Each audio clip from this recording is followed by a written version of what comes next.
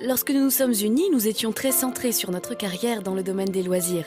Nous ne pensions pas à notre famille. De grandes choses arrivaient à Eric et Nancy Pierre.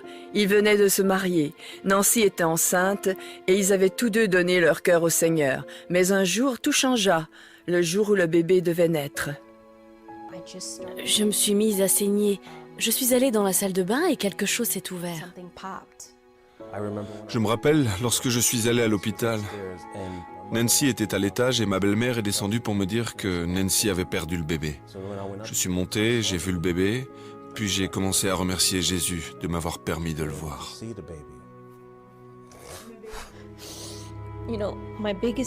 Ma plus grande crainte, c'était de sortir de l'hôpital sans bébé.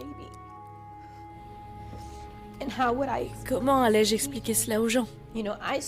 Je sers un sauveur ressuscité qui fait des miracles. Comment allais-je pouvoir leur expliquer qu'il n'y avait pas de bébé? Le temps passa et ils se rapprochèrent du Seigneur. Cela s'est produit et il doit y avoir une raison. Je ne connais pas cette raison, mais je sais qu'il y en a une. Nous avons ainsi commencé notre guérison et nous avons été soutenus par nos connaissances. Et rapidement, la vie a repris son cours normal. Dans les années qui suivirent, non seulement Dieu guérit leur cœur brisé, mais il les bénit avec d'autres enfants. Et plusieurs années plus tard, Nancy fut à nouveau enceinte de leur troisième enfant. Il devait être 5 heures du matin et j'ai senti une lourdeur à l'estomac. J'avais presque l'impression que lorsque je me retournais, mon estomac se retournait avec du retard. Depuis la fausse couche, nous savions que nous ne voulions pas prendre de risques. Et nous sommes immédiatement allés à l'hôpital. Lorsque j'ai entendu le médecin dire « Nous devons y aller maintenant », j'ai tout de suite dit au Seigneur « Seigneur, non, pas encore. S'il te plaît, Seigneur, je ne pourrai pas le supporter encore une fois. » Ils ont emmené Nancy d'urgence en salle d'opération pour une césarienne. Ils faisaient tout en même temps. Ils me transportaient sur le lit, me mirent une intraveineuse dans le bras, me firent l'anesthésie. Tout a été fait en même temps. Ils ont dû réanimer le bébé parce qu'il était mort, baignant dans le sang pendant 3 minutes. Le médecin de Nancy, le docteur Léontine Narcisse. Nancy est arrivée avec une rupture du placenta, c'est-à-dire que son placenta avait commencé à se détacher de son utérus. C'est dangereux pour le bébé, car son approvisionnement en oxygène diminue. Cette condition est également dangereuse pour la mère. Le placenta détaché provoque une forte hémorragie qui finit par causer l'arrêt des organes vitaux. Elle avait un saignement interne. C'est là que c'est devenu vraiment grave, parce qu'ils ne savaient pas comment stopper cette hémorragie. Elle était dans un état critique, à 100% critique. J'ai eu l'impression que la vie quittait mon corps. J'ai vu mes doigts devenir bruns, sombres, comme si j'étais en train de mourir. Je savais que j'étais en train de mourir, mais j'étais tellement passive que je ne savais pas réagir ou répondre ou crier. Nancy? Je ne savais rien faire pendant tout ce temps, et j'étais en train de mourir. J'avais besoin que Dieu intervienne rapidement. J'avais besoin de personnes qui savaient comment prier pour ouvrir les cieux. Avez-vous pensé que vous pouviez perdre votre femme? Nancy était dans le coma et bébé Pierre sous surveillance 24 heures sur 24. Tous deux étaient dans une situation critique. Y a-t-il eu un moment dans votre vie où vous n'avez pas fait confiance en Dieu, où vous avez dit « Seigneur, j'ai déjà vécu cela, je ne veux pas le vivre une nouvelle fois ». Je parlais à une amie au téléphone qui m'appelait tous les jours pour m'encourager et je lui ai dit « Il m'est difficile de faire confiance en Dieu dans cette situation parce que je ne sais pas ce qui va arriver. Comment lui faire confiance ?» Et elle a répondu « En lui confiant toute chose, ouvre-lui ton cœur. » Seigneur, j'ai besoin de paix, j'ai besoin de clarté d'esprit, j'ai besoin que tu me montres ce qui se passe. Je ne sais pas comment prier, mais je sais que je te loue. Est-ce que cela suffit, Seigneur? Que veux-tu d'autre? Est-ce que tu veux me briser? La famille et les amis prièrent jour et nuit pour Nancy et le bébé. Nous avons décidé de combattre par la prière. J'ai collé des versets bibliques partout, croyant que ces paroles de guérison allaient pénétrer sa chair. Son mari était là chaque soir, qui priait et lisait la Bible.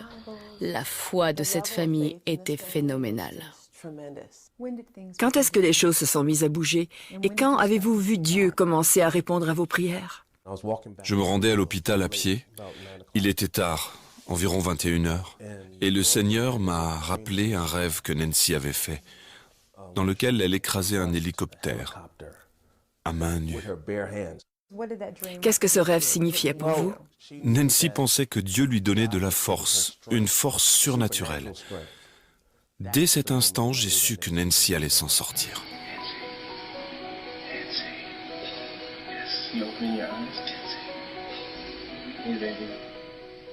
Après 11 jours et des prières incessantes, Nancy se réveilla. Ils pensaient que j'allais être un légume, que j'aurais des problèmes pour marcher ou penser. Pas du tout. Dieu m'a rétabli entièrement. Non seulement il m'a guéri, mais il m'a entièrement rétabli.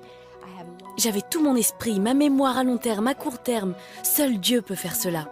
L'homme peut faire un petit peu, il vous recolle et vous vous en sortez un peu de travers, mais seul Dieu peut vous rétablir entièrement. En fait, seulement 3 jours après sa sortie du coma, Nancy put quitter l'hôpital. Il n'y a pas eu juste un miracle, il y en a eu 2. Dieu avait miraculeusement guéri leur petite fille également. Ils l'ont évaluée sous toutes les coutures et ils ne purent pas y croire.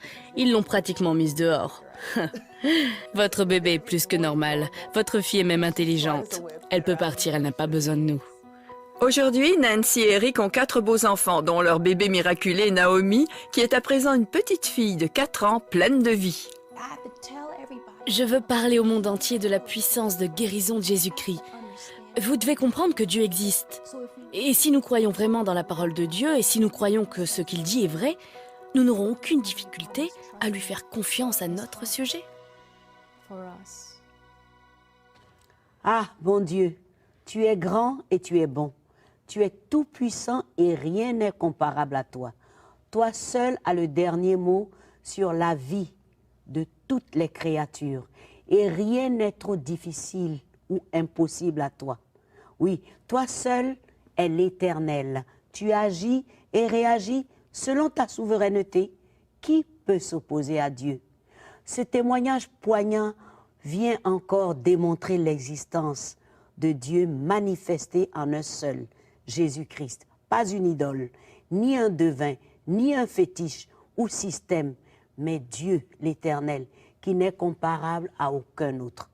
Je dis ce que je dis avec certitude, avec assurance.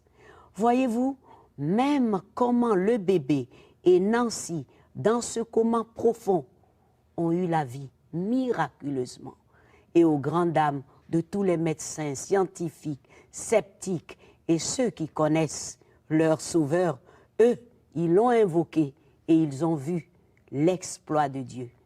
Maintenant, vous qui suivez ce message, est-ce que vous connaissez ce Sauveur-là, mes amis? La vie a un nom, Jésus-Christ. Et je voudrais vous le présenter. Il est le Fils de Dieu. Arrêtez d'être choqués quand on dit cela. C'est le seul envoyé sur la terre pour le salut des hommes.